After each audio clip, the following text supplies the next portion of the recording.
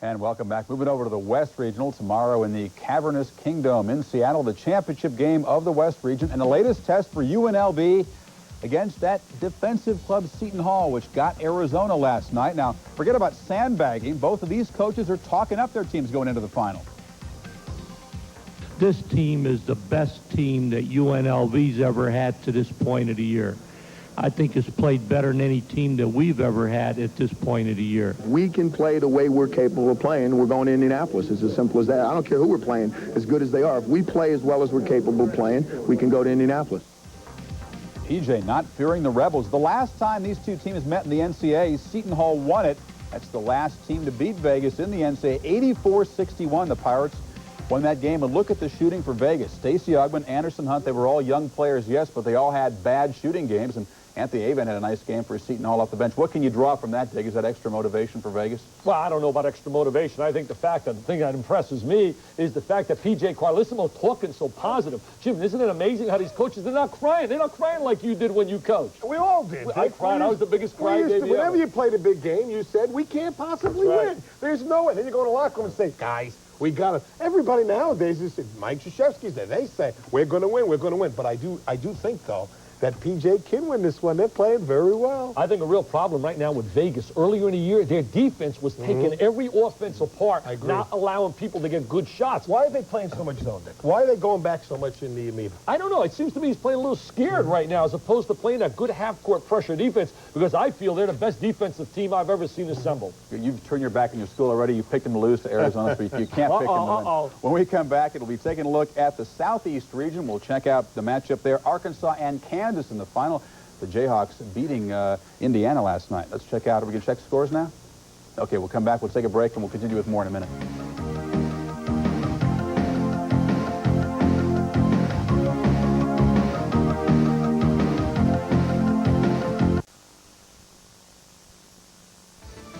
Two regional semis in progress, and the Hurons are the no-names hanging tough, down 3 to Carolina in the first half.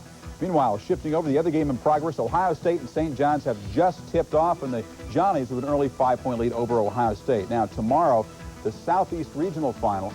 Kansas surprised us, I think, by beating Indiana so easily. They get into the final against Arkansas, the Spurt team, the team that doesn't play well for 40 minutes but still overwhelms you. You know what's interesting about this game, as far as I'm concerned, Chris, is matchups again. What Kansas does so well, pass the ball, take advantage of overplays, cut, move, screen, right? Arkansas is going to give them the opportunity to do it. And that's why, you know, again, against Indiana, they were so successful against that man-to-man. So I think Kansas could get the job done. Yeah, I do. That's if they can handle the pressure. I think also Kansas, when their half-court offense is working well, they get any shot they want. They execute as well as anybody in America. I remember them last year, early in the season, the NIT. They just carved everybody apart. But you look at Arkansas, I love their athletes. Todd Day says, I want to be loved, though. I want to be liked. I don't know if I'm coming back to school because I want to feel like I'm loved. Hey, Day, you play like you did yesterday. They will name a statue in your honor or place one in front of the Arkansas Arena. How about Nolan Richardson saying that if Tulsa wants to talk to him, maybe he'll talk to him at the end of the season? What about a contract? Is he going to be Ricky Henderson? I'll tell you something. I thought he I had don't a think contract. that's too serious, that comment about Tulsa. All right. Arkansas is not a team that can get down big to Kansas and come back. Kansas is tough to come back against.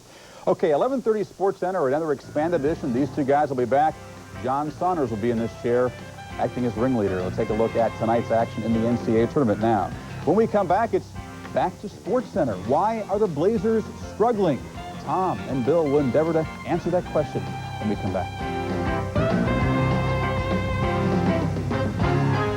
It's a tournament known for fantastic finishes.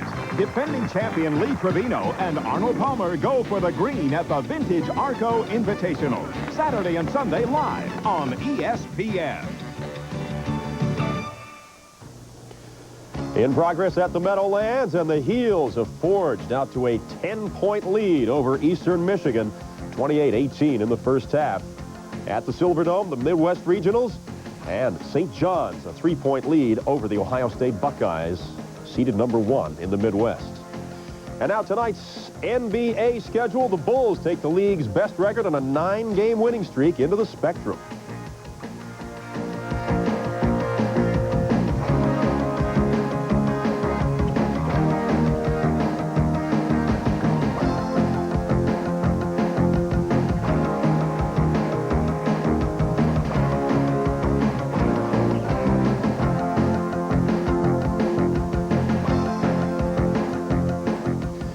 to the college game now, and more potential headaches for both the Syracuse and Texas A&M basketball programs. The latest allegations from the Syracuse Post-Standard reporting that a street agent named Rob Johnson made more than 100 phone calls to Syracuse players and coaches, including head coach Jim Boeheim last year.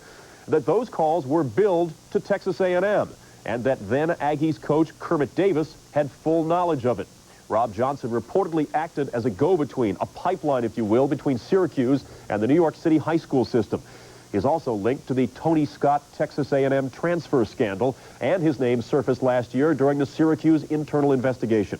Johnson's relationship with both schools may be an NCAA violation. Tom? Meanwhile, in the pro game, how is the playoff race shaping up anyway? What's wrong with those Portland Trailblazers, and why, at a recent game in the Meadowlands, were fans asking, who are these guys anyway? Eric Clemons has the answers to all these pressing questions on this week's NBA Beat.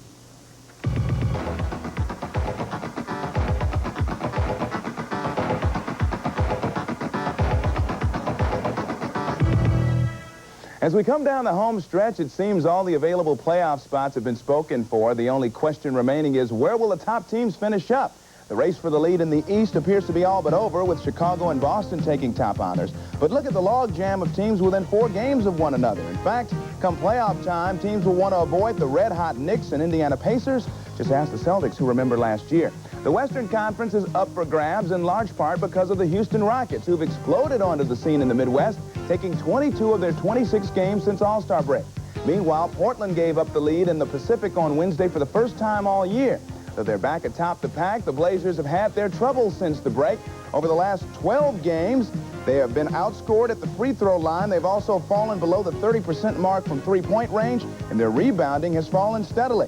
These numbers are the end result of a mental letdown created by such dominance by the Blazers early on. Now, last Sunday, something weird was going on between Charles Barkley and the Celtics bench. It appeared that Barkley was holding court there the entire game. We searched out Celtic coach Chris Ford for an answer to this baffling mystery. He was just thanking us for the great time we had at the All-Star game. He helped win us the All-Star game, helped give us a few extra dollars, and we were just exchanging a friendly conversation. Now, why don't I believe him? Some strange milestones took place Wednesday in the Nets-Timberwolves overtime affair. We saw Minnesota's Ty Corbett, who averages 7.6 rebounds and 4.3 assists a game, play 37 minutes without a single board or dish. He did score 23 points. Why was Poole Richardson tired? Well, he played all 53 minutes. Sutton Sam Bowie, dormant most of the year, had a career-high 38 points to go along with 20 boards, 11 of them off the offensive glass. But how about Mookie Blaylock, who shoots less than 20% from three-point range, canning 2 of 3, this one forcing the overtime? You do get some strange bounces in this game. You got the beat. I'm Eric Clemons. NBA Beat is brought to you by Honda, maker of fine quality automobiles. Test drive a Honda at your local dealer today. And now here's a look at what's on tap tonight here on ESPN.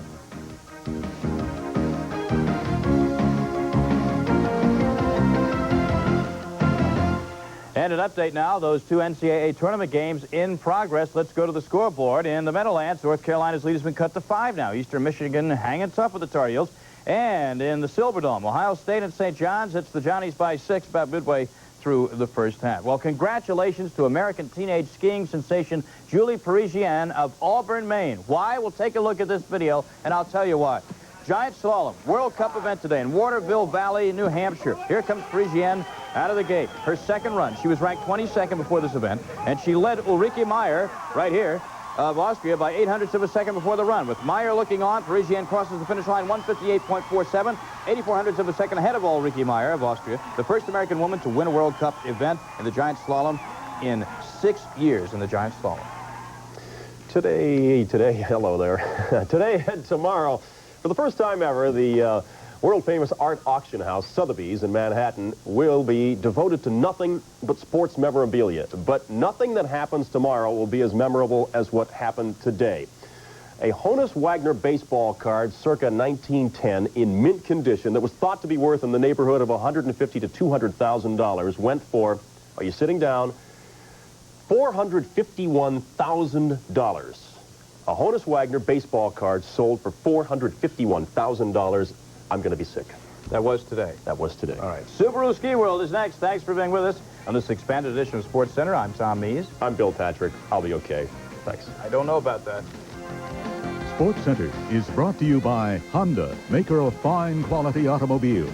Test drive a Honda at your local dealer today. And brought to you by Levi's 505 and 540 jeans for men.